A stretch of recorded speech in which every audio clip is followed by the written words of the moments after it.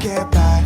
It resides between my eyes. Walked through the fire, came out better on the other side.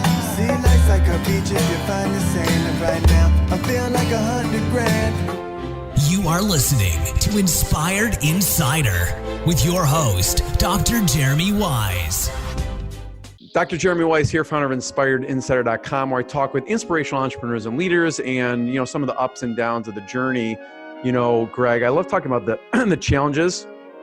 I remember talking when I had Tony Horton on a P90X.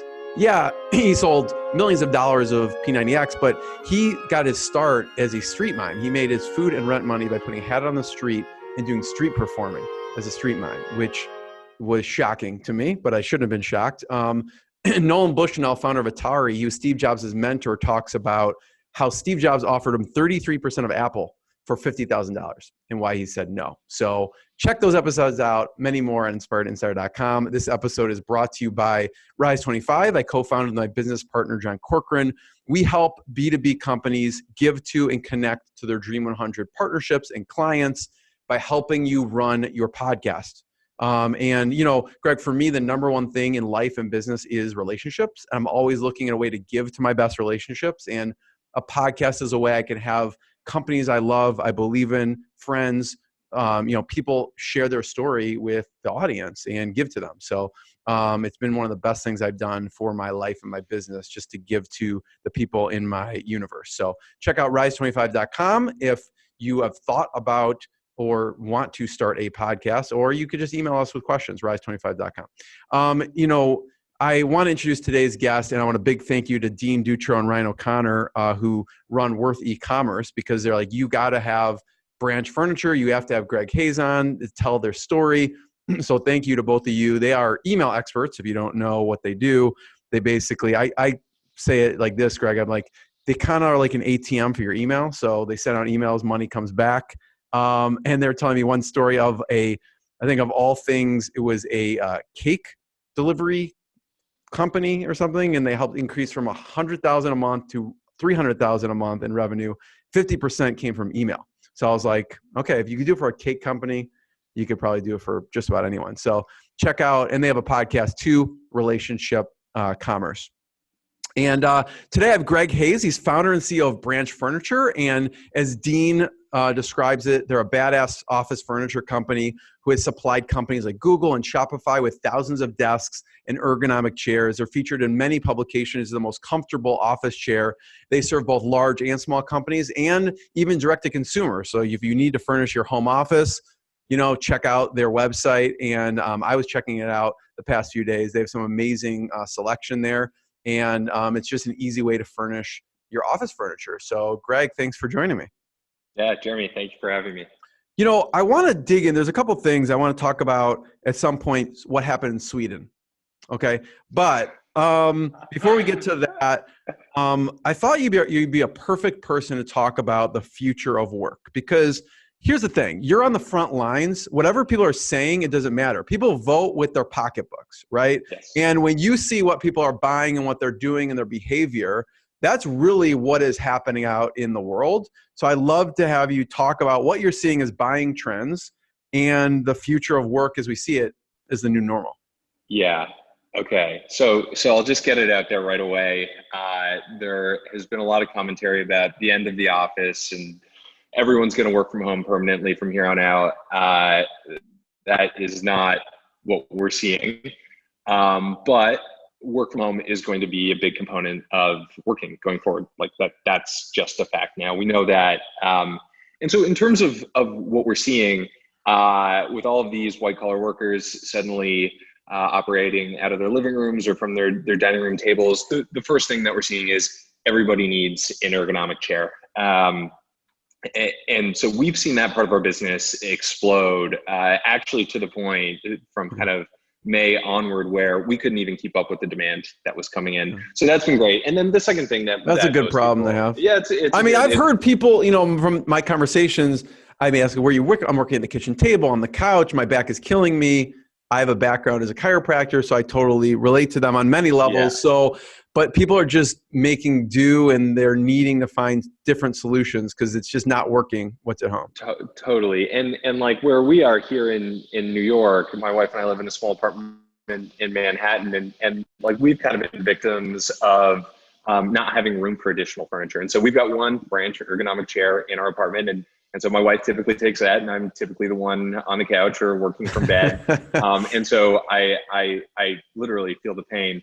And then really the other thing that we're starting to see more and more of is people start to realize that they're probably not going back to the office in the traditional sense for the next at least 6 months, maybe even year. We're starting to see a lot of sales of desks, specifically standing desks. And again, this is not just us. This is a macro trend. It's kind of a tailwind in the office furniture industry for those who can kind of figure out how to get it to people's homes and apartments. And so what it's done is it's probably at least doubled the size of the market for work from home furniture, which was still, you know, a $3 or $4 billion a year market going into this, but now that's probably closer to a $10 billion a year market. So it's been an interesting shift. But yeah, to your question about the future of work, I'm sure you've read the commentary that's out there about the end of the office building and starting to convert all of these office towers to residential buildings. And we're just not really seeing that. Two things are happening. One, there hasn't necessarily been the flight from cities that I think most people expected. I certainly expected. Some cities have been hit harder than others. San Francisco and New York City have probably seen a little bit more of a flight, but you look at cities like Dallas and Atlanta and Houston, and you've actually got an increasing population in the cities throughout COVID. So we don't think that there's going to be this exodus to the suburbs. And then the other thing that we're seeing is leases are starting to be signed again for office space. And we're starting to see companies purchase furniture for 6-12 months out from now. They're making those decisions now, knowing that they're going to be back in the office. So we're going to end up in a world where companies realize that people can work from home and be productive, and they're going to allow them to do that a few days a week, maybe, or a week on, a week off. And otherwise there'll be a home base at the office. So you're seeing, you know, when people are saying it's the end of the office type of thing, you're still seeing the trend of people buying, building out, or, you know, starting to plan for going back. Yeah, and it's really interesting. There were a number of companies that we were working with going into this who obviously put their leases on hold, and now they're getting back to it and they're starting to renegotiate. They're starting to negotiate these leases again. And so part of what we do is we do the planning of the office space for companies before they purchase the furniture.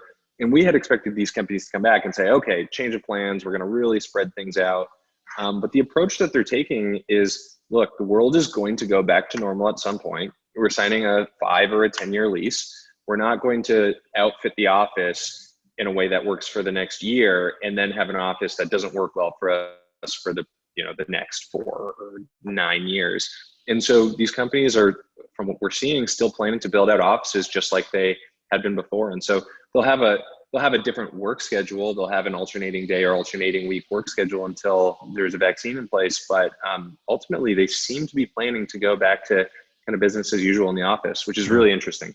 Does it seem to be almost better for you in that sense? Because all these people have to outfit their homes because they're going to have to, you know, work out of their homes, even if they go back to the office. Yeah, it's been, it's weird to get a boon to your business from a pandemic, but we've certainly had a boon to our business. We can talk about this a little bit, but we didn't even have a consumer facing business before April. We were strictly focused on enterprise businesses. And now we've got 2 markets to sell into. And beyond that, now the average office worker who needs 1 ergonomic chair or one desk, historically, now they need 2. And so in a weird way, the size of the market for what we do has almost doubled overnight. Yeah. I could see it even tripling because for me, like if someone has an office and they have a home and they realize I don't want to work from home because I can't get anything done, especially if you have kids, they're running in. So I have a separate office that I got closer to my home outside of the other office. So I have to outfit this office and my home, which I'll be working more out of. So I could see it actually, there I have 3 workspaces I don't know if Yeah, you've seen that. we haven't seen that yet, but there is a lot of talk in the commercial real estate industry right now about suburban satellite offices. And so you may see in places like, using New York City as an example, in places like Connecticut and New Jersey and Long Island, where you historically have pretty high vacancy rates in the commercial buildings there, you may see those vacancy rates really drop, and these companies that are headquartered in Manhattan take little satellite offices. And so, yeah, you potentially end up in a world where there are 3 desks and 3 chairs for every 1 employee, which is wild. How is the shift to direct to consumer? Is it a natural shift where they find out about you from their company? Like, okay, well, this is the company we're dealing with, or how are you getting in front of the consumer? Yeah, so I would say that there was one enormous shift and then a number of very small iterative shifts that followed it as we kind of learned what we were supposed to be doing. To be clear, we had never intended on being a direct-to-consumer business. We were strictly focused on enterprise business. If anything, we did not want to deal with consumers. With our traditional business, we would have an order come in from a consumer. It's 1% of the value of a typical order that we were dealing with, and it takes almost as much effort. And so, and then, the pandemic hits and our enterprise-facing traditional business pretty much goes away. And so we had to shift. And for us, that meant completely changing the way that we did everything, changing the way that our warehouse operates and how those employees were trained, changing the way that we ship things, changing the way that we handle things like white glove delivery, changing the way that we market. And so marketing it went from a very hands-on approach where our salespeople were in touch directly with businesses, or were developing relationships with architects and with landlords and with commercial real estate brokers, to a world where it was all about, PR and advertising on Facebook and Google and finding affiliate opportunities, things that we had spent almost no time or energy on going into this suddenly became very important to our business. So we had to learn very quickly, and that's where a million little shifts came in. And so from the time that we started that process in April until now in August, we actually look like a completely different company. If you would have popped your head in to our office in April, and if you sat in on a Zoom meeting today, you wouldn't even know that you were dealing with the same company. And so we've learned a lot. We've seen a lot of progress, and it's been just from like a business case study experience. It's been a really, really interesting ride for the last 6 months. Yeah, I could see how the workflow would totally change. You get a call from Google, we need hundreds of desks. It's just way more efficient. Okay, boom, send it to one location. Then you have someone in, wherever, New Jersey, like, I need this one chair. Yeah. Totally different workflow.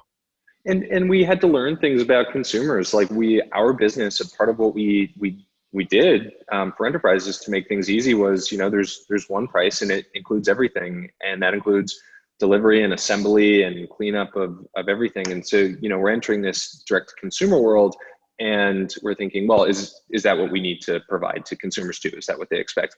And very quickly you learn that they don't really care. They'll take the 10, 15 minutes to put an ergonomic chair together, because for a consumer, they're used to spending 2 hours trying to put a dresser together from IKEA. So 10 minutes to put a chair together isn't a big deal to them. And we kind of learned these things as we went. Some things we learned very quickly, some things took a while to learn, but it's been a very interesting experience. Did you find from the chair to the desk, how did you manage that? Does the desk still, you assemble it because it's a very white glove for, you could send one person to assemble a bunch of desks. How does it work for the consumer, for the desk perspective? Yeah, it's even more. So that is one where there have been a number of iterations. A big problem that we faced early on in the transition was that all of our products were packaged to be shipped in bulk on pallets, arrive at an office, and then be assembled by professionals. They weren't packaged to be dropped in the mail with UPS and go through their entire supply chain and then end up at a customer's house for them to put together. And so we had to repackage everything. That was quite easy for chairs. It was very difficult for desks. And so it was a process of a few months to get our desks in a position where they could do that. And we also had to make changes to the way that we actually manufacture the desks, because there are elements of a desk that require a professional to put together. And so we started having our factory pre-assemble parts of the desk that might be difficult for a consumer to do themselves. And so we've just very recently got into a position where we can now ship out desks. They can arrive through UPS at a consumer's home, and in 5 to 10 minutes, the consumer has a desk up and running and ready to work at. Yeah. And we'll talk about kind of your background, how you came to this with commercial real estate and Breather too. But I mean, I remember, it's just the pain of actually buying furniture. When I went to get desks for this office, I did so much research. And part of it was, I don't want to assemble something. So is it easy to assemble? And I would have to find someone to hire to assemble it, because I would probably put my computer on and it would collapse or something like that. I'm not the person to assemble something. So I can imagine there's just a lot of, a lot of research that goes into it. So you provide, just talk about some of the stuff that you provide. If someone goes, they can go to branchfurniture.com and see, Yep. But this is stuff you sought out many manufacturing options. It's not like, okay, this has been a painstaking process in general to find the right thing. And it's probably a process to figure out which products do we want to actually produce. Yeah. And look, I guess backing up to even finding the factories in the first place, there's a lot of luck involved in the process. So there's hard work and there's luck. And then in a weird way, naivete played to our advantage, because me and my two co-founders, none of the three of us had any background in office furniture. We were coming in completely uninitiated. We had no kind of preconceptions about the right way to do this. And so we just came in from the perspective of if we were starting an office furniture company right now, or if we were a consumer ordering office furniture right now, what would be the biggest annoyances for us to deal with? We talked to a lot of people about that, a lot of office managers and people that bought furniture. We took all of those things and then we constructed a process ourselves that would fix those things. And so when you look at our process from the enterprise side of things, not from the direct to consumer side of things, what we wanted to do was provide very high quality furniture that is high design. And so the way to do that is to find really good manufacturing partners, which took a while, but we were able to do. And then to make the process from choosing your furniture to having your furniture installed and ready to work at completely seamless and totally affordable. And so that involves a few things. That involves, one, being able to do it very quickly. And so we do that by limiting our SKUs, having all of our SKUs on hand, stationed in North America. So we have warehouses in the United States and in Canada, and the ability to ship those out and have those installed in kind of 10 days. The second thing is to make sure that it's a very easy process for designing an office. Historically, you would go out and you get an office designer and you pay a whole bunch of money and you might get an architect. And we've just said look, here's the price. The price involves your office design. We will take care of that for you. That includes the delivery. It involves the assembly. It involves the removal of all of the debris afterwards, and pretty much everything you need to get it from I need office furniture to people are up and running at our desks and chairs. And so just getting to the last part of your question, how do we figure out what it was that we actually needed? We started with just the basics. So in early 2019, when we launched the business, it was a very limited lineup. We had an ergonomic chair, we had a standard desk, a sit-stand desk, and a filing cabinet, and that was it. And so that was almost like a test. Can we brand a business that sells very high quality furniture, and can we get companies to trust us to install that furniture, and can we install it correctly? And so there was a lot of learning involved. We did it well, and then we very, very quickly learned what else they cared about. And so with every new customer, every new business that we brought on board, we learned that they needed conference chairs and conference tables and bistro tables and stacking chairs. And over time, we designed new furniture and brought on new manufacturing partners, and eventually have reached this point now where we are able to outfit entire offices for large companies. And we're doing up to kind of 150, 200,000 square feet at a time, which a year ago would have seemed like a pipe dream. Yeah. So if someone goes on branchfurniture.com, you could see the work from home area, the office chair area, the desk area, the storage area, conference area, lounge area, and panels also. So there's different categories. And a year ago, that would have been a desk, a chair. You're like, here's your another desk. Yeah, Here's your chair. it was very, very But limited. that's, I mean, you have to start somewhere, and what people are probably in the most need of. So you looked all over the place for manufacturing. All right. Yes. You show up in China. Mm-hmm. What happens? So, well, a couple of things happened. First of all, we looked everywhere. We initially wanted to manufacture in North America. So we looked in Canada, we looked in the United States. It just wasn't going to happen. The prices that we were targeting to sell to businesses were lower than the prices that would have cost us to manufacture here at the scale that we were at then. Now we do manufacturing in California. We're working on some in Canada as well. But initially, so we kind of looked at the whole world, and ultimately, like China, I heard this line somewhere, China is the world's 3D printer. They just had the entire supply chain, and I forget the number now, but it was something like, 89% of the furniture on earth comes out of this one area in China. And so I flew out there. I had hired a translator. We had almost no money to work with. So we did this kind of on the cheap. And it was like, I had found a bunch of factories that I wanted to go visit. The translator took me around all these factories. They were all terrible. And so ultimately we went to this trade show. They were terrible. They were terrible. And while we were at this trade show, the translator mentioned, she had forgot to tell me this previously, but she mentioned that one time a government representative from a Middle Eastern country had hired her to be a translator, and because he needed to outfit an entire government ministry building with very high-end furniture. And so she knew about this factory and she could take me there. And so like, okay, let's go see this factory. And I walked in and it was just like immediately, okay, this is it. This is incredibly high quality. This is American quality manufacturing. And so I just kind of pretended that we were bigger than we were, and hammered out a contract with them to get them to start building our designs. And then kind of a couple of months after that, we were in market in New York, knocking on doors, selling furniture. But it was a wild process that, when I mentioned earlier that luck is involved, that's one of those moments where, like, if my translator doesn't mention that she had been to this factory one time 5 years ago. If you have a different translator. If I have a different translator, then we don't make the connection with this incredible factory that's allowing us to produce really high-end furniture. Yeah. So I want to go back to Sweden in a second, but keep going in this journey. So you now have to sell. You just signed this contract. Yeah. And what do you do first? Oh, so it was a mess. We had no idea what we were doing.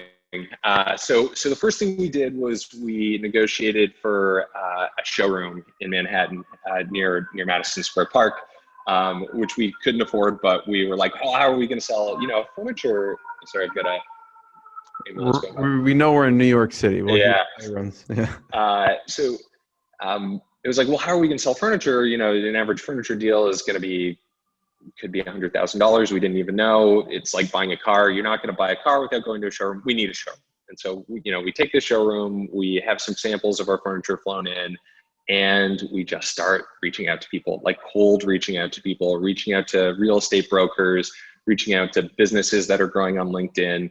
And of course, everyone ignores us. But luckily, a couple of businesses, they come in and they see the furniture, and they had been to competitor showrooms in the area and had seen comparable quality furniture that was priced at 2 to 3 times the price that ours was, and they were willing to take a risk on us. And so then suddenly we had a new problem on our hand, which was we had no idea how to actually execute on the operational side of the business.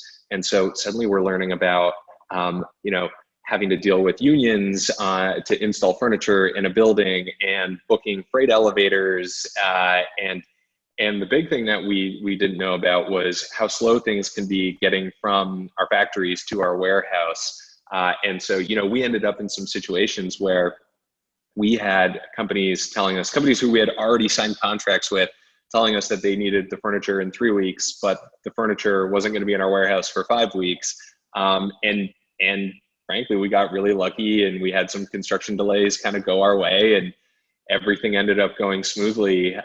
Customers had a good experience, and then they started telling their friends about us, and things started to grow organically. But it was, I will say, in the early days, when we didn't know how to sell and we didn't know how to execute on operations, it was touch and go. But there's some luck that plays into it. There's a lot of nuances there. When you Yeah. say freight elevator booking and union, I'd be like, okay, I give up. It's just too much. Like, all the little things you don't think about. Yeah, or even things like you've got a delivery scheduled to a building, and then the freight partner that you're working with for the last mile delivery informs you that, oh, actually, we're not open on Mondays, and everything else is scheduled for the Monday. And, you get into this negotiation, you need to open for this Monday. And so just things that, you build a business plan and you build a financial model, and everything looks like, why is nobody doing this? This is such an enormous opportunity. We're going to print all of this money. And then you get into it and it's like, oh, it's really, really hard to run a business. But you learn that quickly. We'll talk about starting it and how did you have the capital and everything like that. But what happened in Sweden? Yeah, so that's funny. I'm trying to think of where you might have heard that or read that.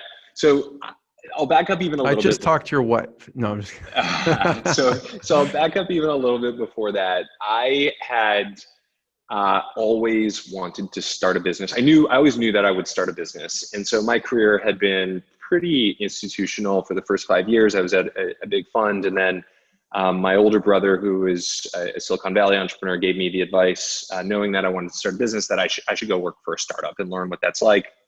So I went to work for a startup here in New York called Breather. And so my wife at the time, girlfriend and then fiance, was aware that I had these entrepreneurial aspirations. And so in the summer of, in late 2017, we got engaged. And then in the summer of 2018, when I was really getting going with this idea privately, we were on vacation in Sweden. We were planning a wedding. We had no money. And I broke it to my fiance that I thought that it was time to quit my job and start this business in the furniture industry, which I had no background in at that time, had no co-founder for. And to her credit, she immediately said, look, you've always wanted to start a business. I know the timing is not great, but if you've got the idea and if you think it's solid, we'll make it work. I'll cover, we'll do what it takes to cover our lifestyle. And so she gave me the thumbs up, and we got back from that trip and I went in and left my job, and a month later was getting started on this. So yeah, I have to give her all the credit in the world. She's been incredibly supportive. Talk about, what you were seeing at Breather, because the idea didn't come out of completely left field. Totally. So there were kind of two inspirations for this. The first was that before I went to Breather, I had actually been interviewing at this private equity fund in New York, where the partners in the fund had launched the fund and started fundraising at the beginning of the 2008, 2009 recession. And so they couldn't fundraise. One of them had a background in architecture, and they started a furniture company. And they actually ended up building that into a fairly sizable furniture company that they then just owned and ran on the side. And it's a multi-million-dollar business for them. And so that kind of was the first time where a light bulb went off. And I was like, wow, there's a lot of money in furniture. I never really, think about it. But then the second thing was that, so I went to work at Breather, and so I was in the real estate group there. And Breather was fairly large. By the time I left, Breather was 250 employees. It was really growing incredibly quickly. And so we were, from the time I started there till the time I left, we went from 200 Breather spaces to 500 Breather spaces. You can imagine how much furniture was being procured for that. And so there was an entire design and procurement team. And it was just interesting to see, they wanted to work with Herman Miller, and they wanted to work with Knoll and Steelcase and Kimball and these really incredible brands. But the price point just didn't make sense. You couldn't underwrite the spaces if you were paying full price for this furniture. And so they were buying furniture from sometimes IKEA, furniture off of Amazon, Wayfair, and ultimately started producing their own furniture overseas. And I just could not believe how difficult it was to get high quality office furniture at an affordable price. And then the other thing that I hadn't understood before was that it takes 2, 3, 4 months from the time that you place a furniture order with these big brands until the time that it actually has arrived and installed in your space. And so to me, I was like, this is probably like a $5-10 billion a year industry. And then I did some research, and it was a $40-45 billion a year industry in the United States. And it was just like, there's too much opportunity here not to go after. And so, Breather was a real inspiration, just seeing these really talented people who had all of these connections in the procurement world were still unable to find a good solution for furniture. Yeah. And you were also in commercial real estate that also, plays a role too, right? Yeah. Well, that one's interesting because, so I had spent the first 5 years of my career in traditional fund commercial real estate. And that was just more of an interest thing, where the portfolio that I was managing was quite a high-end portfolio. And so you had a lot of hedge funds and banks and law firms, companies like that moving into the portfolio, and you'd have conversations with these companies, and you'd find out that they were paying, they're paying $70 or $80 a square foot for their real estate, and then they're paying this additional, $50 to $60 a square foot up front just for their office furniture. And I just could not believe that they were paying that much money just for the stuff that people were sitting in. And even I found out toward the end of my time at the fund that the chair that I had been sitting in every day, which I'd never thought twice about, was nearly a $2,000 chair. It's like a used Hyundai, and I didn't think twice about it. And so that was very much like, wow, office furniture is a completely different beast than residential furniture. Residential furniture, I can go to IKEA or I can go on Amazon and I can get something decent that's going to last for a while. Office furniture, if I want something good, I'm paying thousands and thousands of dollars for that thing. And so that was the very first little inkling that there might be something there. But I wouldn't say that an idea took hold then. Yeah. So you and your wife, Greg, have this conversation, or at the time, fiance. And funding wise, do you go to your brother and go, hey, brother, because you were talking about real physical goods that, you need to produce. This isn't, although if you're producing a software, you still need talent and work, but these are, this is physical stuff.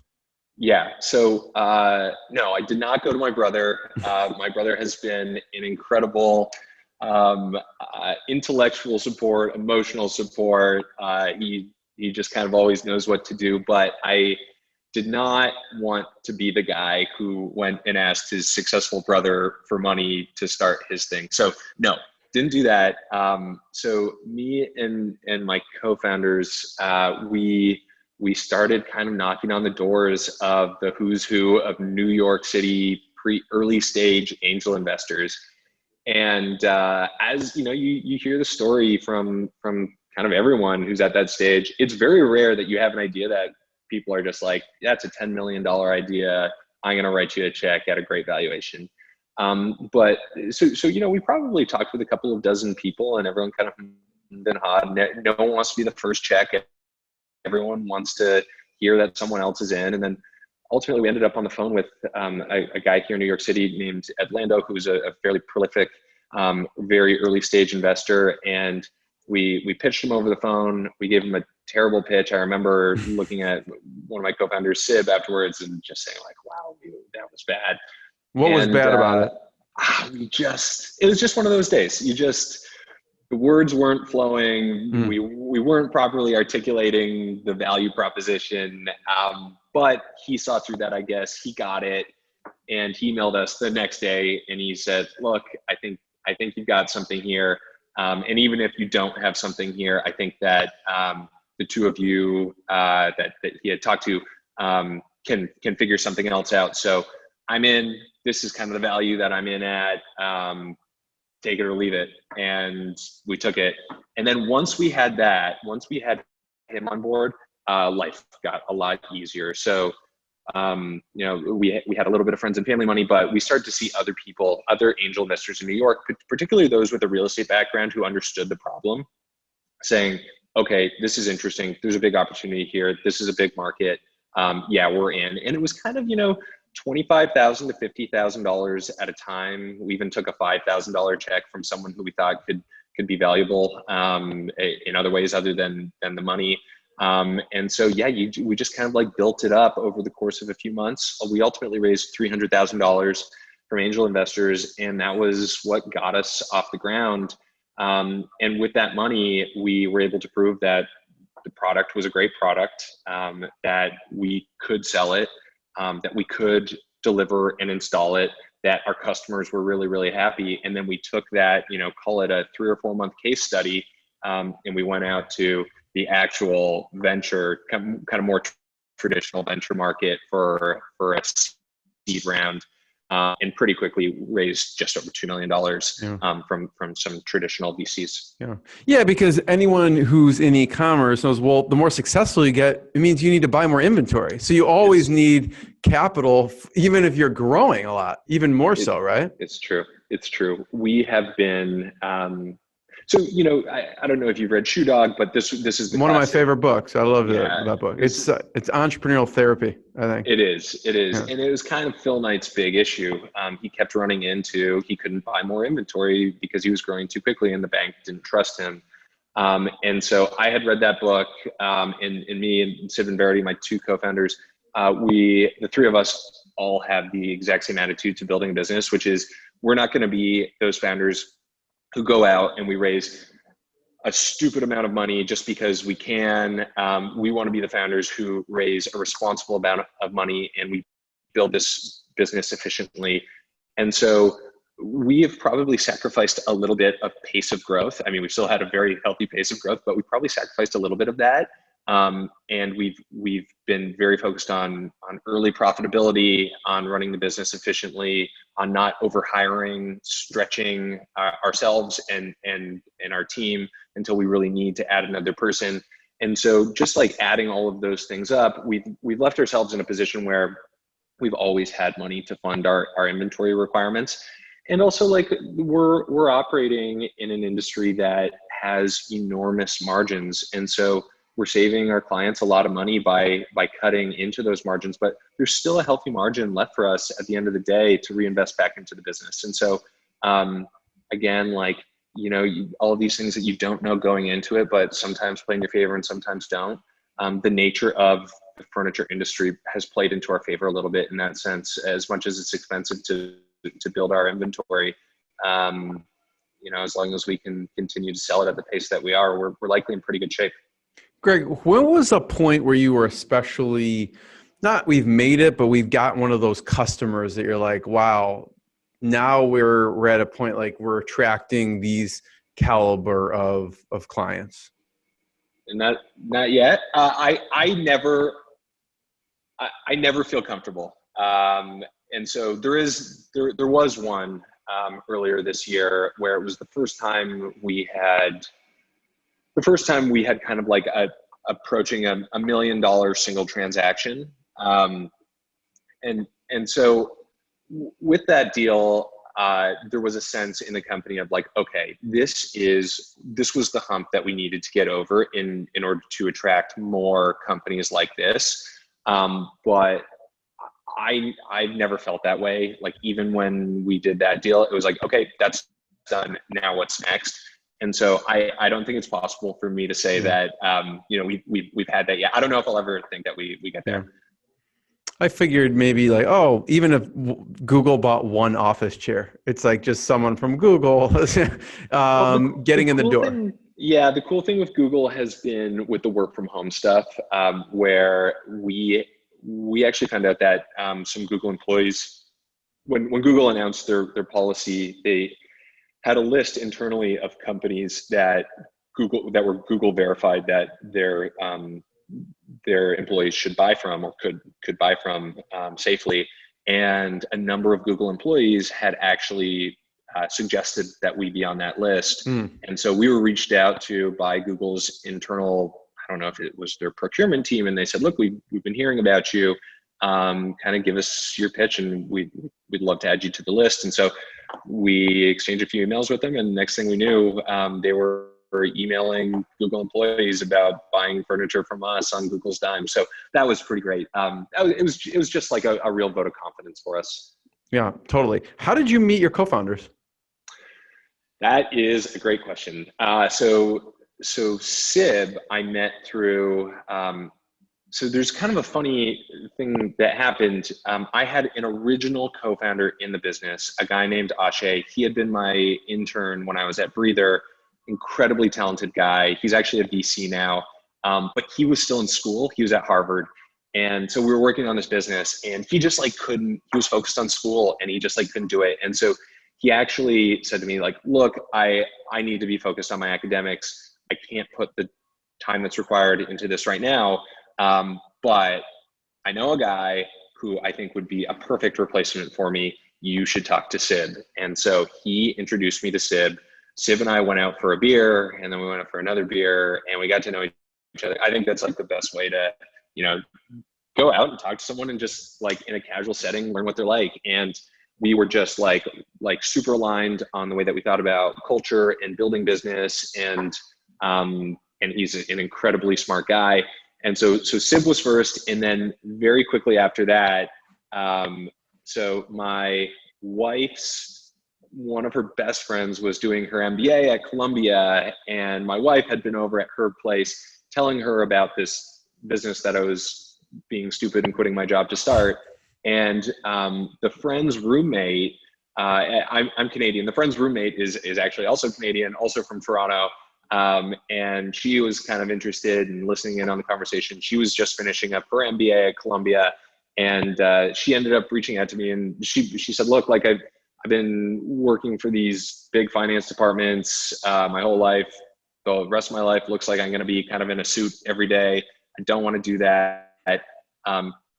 Can I come work with you for a few weeks just to see what it's like to work at a startup? And she literally just wanted to like for free for a few weeks, see what it was like to work at and I'm talking about like a week-old startup. And so she did. And after like 2 weeks, Sib and I just looked at each other and we were like, she's so good. We need her to be part of this team. And so we had the conversation with her and she ended up deciding that she was going to sacrifice the crazy job offers that she was getting from the biggest private equity firms in New York City and come join us and take no salary. And so yeah, it was, again, luck is a crazy part of this story, but very lucky to meet both Sib and Verity. You said, Greg, she's so good. What did you see in that short period of time? It's so hard to remember exactly what it was now because what she has done for us since is build out our entire operations, the operation side of business. Like she has built that from scratch. But at the time, she actually wasn't doing that. She was actually working on finance and industry research and some of these kind of like more traditional iBanking type skills, and was just bringing in like really impressive material. Everything that she did seemed like everything that she did, the output of it was super high quality. And so it was just like, and she was just like, like Sid, she was just a natural leader and it just felt like the three of us worked well together. So yeah, it felt natural. Greg, first of all, thank you. I have two last questions. I want to encourage people to go to branchfurniture.com, check out what they have there. They have some really, not only, it's nice looking, but very affordable, as Greg said. Greg, so two last questions. One, I always like to ask some of the challenge points, some of the low points, one that sticks out. And then the flip side, outside of obviously that big deal that you got at the time that you were proud of, a proud moment, what's been a challenge point, low point? So the ultimate low point for me was Thanksgiving of 2018. We had raised basically no money. We had committed to this shipment coming in of our first run of inventory from a factory. We had just signed our first customer, which was a fairly substantial, at the time, seemed like a fairly substantial deal. And over Thanksgiving weekend, we found out that there was going to be a delay on production. of our inventory run. And so I was coming out of that weekend was going to have to tell our only customer that we couldn't service them anymore. I thought that I knew what stress was from my career. You don't know what stress is until you're in a situation where you've left your job and you're a month and a half into starting a company and you're already about to fail. And never mind that, convince two other people that they should not move forward with their careers to join you in something that is now going to be a failure. And so I had an actual physical manifestation of that stress. I couldn't move my neck for about a week. I couldn't even drive. I was stuck like this. So that was, to me, the low point. And look, there have been stressful moments since, but you kind of learn to compartmentalize them and deal with them. And frankly, you just have to take an attitude of I'm going to figure this out. There's no option but to fix this and figure this out. And that's actually what we ended up doing with that situation. We were able to find another shipping company who could get it from the factory earlier. We shipped it to the West Coast instead of into the port of New York, shipped it to LA, put it on a train from LA to New Jersey, and we got it there in time. So, you just kind of figure these things out. And then, sorry, what was the second part of the question? Yeah. So that's amazing. I remember I had one of the founders of Yes to Carrots, and I think they got a order from Walgreens or something, and they couldn't ship it. So they paid to put it on a plane or something. That they lost money on it, but they just figured out a way to get it to them. You do all sorts of crazy stuff. Another one of our first customers was in Chicago, and so we didn't have our logistics figured out yet. We had hired a local company in Chicago to install the stuff, and I was actually on a trip fundraising, and I was about to walk into a VC's office, and my phone rings, and it's this assembly guy, and he's like, "Can't figure out how to put all of this furniture. We can't figure out how to put all of this furniture together for this company." And so I'm like, FaceTime me, and he FaceTimes me, and I see that the warehouse had sent them all of the wrong stuff.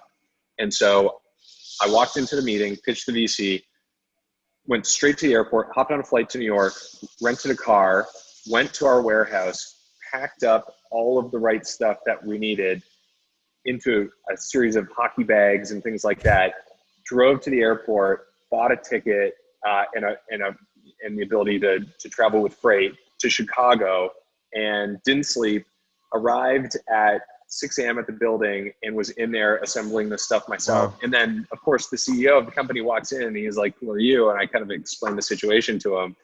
And he was like, "Do you happen to be raising money right now?" And I was like, "Yeah, actually we are." And he was like, "I will write you a check right now. Wow. If you are willing to take this, if you're willing to do this to make it right, like, this is the type of company that I want to be a part of." So, there are a million stories like that from the early days that we don't, knock on wood, we don't experience anymore. But like, that's part of the journey, I think. Yeah. Thanks for sharing that. That's amazing. The last question goes, just a proud moment for you in this journey. Yeah. Okay. So for me, it's all about the team and the culture that we built here. You hear all of these crazy stories about startups and toxic cultures and things like that. And so for me, the proudest moments, I would say, are not about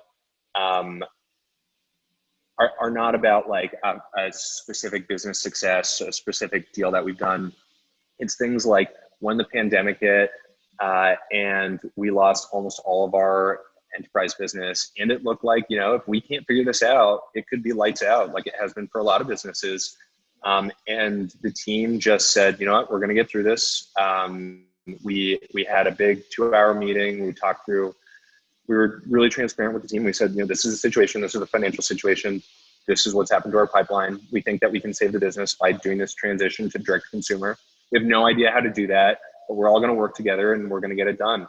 And every single person on the team was like, "We're going to get it done." And through the back half of March into late April, early May, everyone worked 7 days a week. No one complained. No one asked for more money or time off or anything. Everyone just said, like, we're going to get this done. We're going to make it work. And we did. And so that is easily, just seeing the team work like that is the thing that I'm the most proud of. Greg, I want to be the first one to thank you. Everyone check out branchfurniture.com, and thank you. Thank you, Jeremy. What I got, you can't buy. It resides between my eyes. Walked through the fire, came out better on the other side. See, life's like a beach if you find the sailing right now. I'm feeling like a honey.